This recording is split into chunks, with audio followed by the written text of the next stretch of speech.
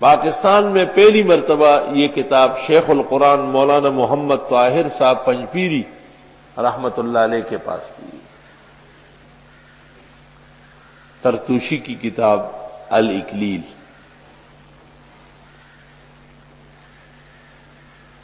چونکہ انہوں نے قرآن کریم پر بہت بڑا مطالعہ کیا تھا اور بہت دور تک گئے تھے، اور یہی ان کا عنوان حیات تھا.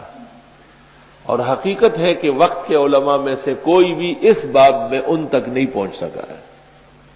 ان کو وقت کہاں ہوتا ہے؟ نہیں کلا کتابوں نے دیکھ تشمولائی خالی ویسے لوی عالم مطلب سر ہے چیز سر بہنا کتابی ہے نہ ودے سے گوری بس ملئی سے لوئی ملئی سے نا.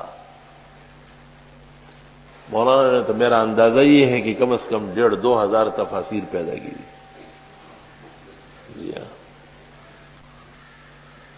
لیکن ایک مستقل کسب کرنا یہ ہر ایک کا کام نہیں، یہ آسان کام نہیں. شیخ القرآن مولانا غلام اللہ خان صاحب مرحوم نے بھی بہت بڑی توانائی صرف فرمائی ہے.